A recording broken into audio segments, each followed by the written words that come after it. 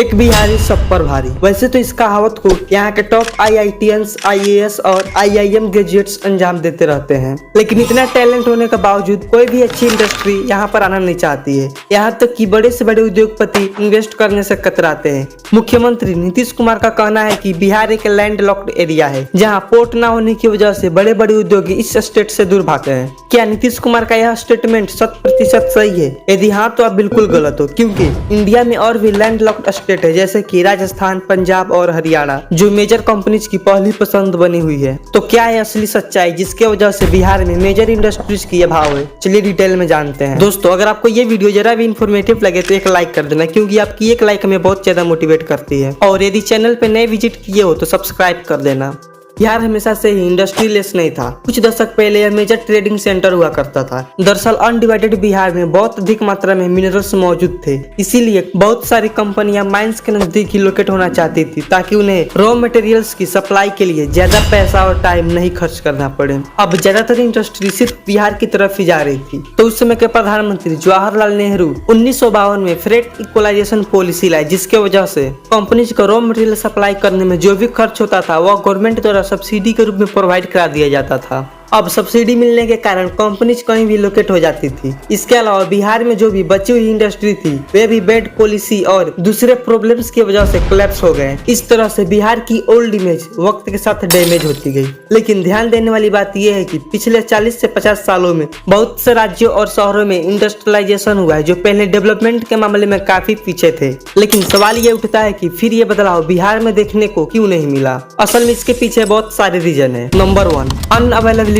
Of sufficient land. किसी भी industry को स्थापित करने के लिए जमीन की एक बड़े टुकड़े की आवश्यकता होती है, जिसे बिहार में हासिल करना लोहे के चने चबाने जैसा होता है, क्योंकि बिहार की जमीन बहुत ही ज्यादा उपजाऊ है, जिस पर इस राज्य की 80% जनसंख्या डिपेंड है और 56% भूभाग पर एग्रीकल्चरल एक्टिविटीज की जाती है, जिसके वजह से बिहार की जमीन को अचीव करने में दो मेजर प्रॉब्लम्स आती है। पहला ये कि जमीन ही यहाँ के लोगों के लिए एकमात्र जीविका का माध्यम है, जिससे ये लोग बेचना नहीं चाहते हैं। दूसरा ये कि यहाँ पर लोगों के पास आमतौर पर छोटे छोटे जमीन के टुकड़े होते हैं और किसी भी इंडस्ट्री को सेटल होने के लिए एक बड़े भूभाग की आवश्यकता होती है। ऐसे में अगर कोई कंपनी यहाँ जमीन लेना चाहे तो उसे एक दो लोगों से नहीं बल्कि बहुत सारे लोगों से बात करके जमीन बेचने के लिए एग्री करना पड़ता है, जिसमें एक लंबा समय लग जाता है और कई तरह की परेशानियों का सामना करना पड़ता है। Number 2, weak policy implementation. दोस्तों, बिहार गवर्नमेंट इंडस्ट्रीज को इन्वाइट करने के लिए अनेक नई नई पॉलिसी बनाती है, लेकिन जब उन पॉलिसी को इम्प्लीमेंट करने की बात आती है तो फिर कंपनीज को निराशा के अलावा कुछ भी हासिल नहीं होता है।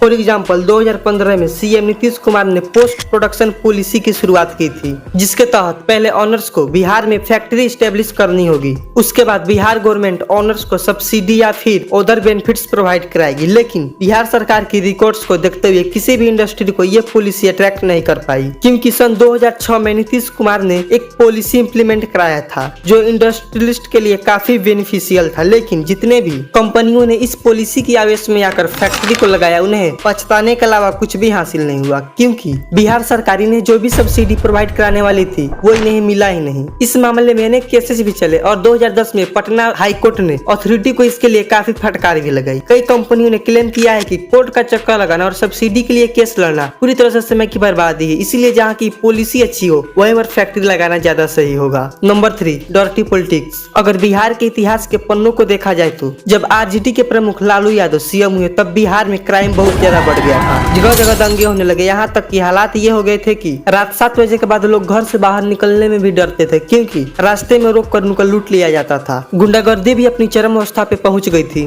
तथा बिहार में सोशल जस्टिस एक मेजर प्रॉब्लम बन गया था। और ऐसे माहौल में कोई भी कंपनी भला अपनी फैक्ट्री क्यों स्टेब्लिश करती?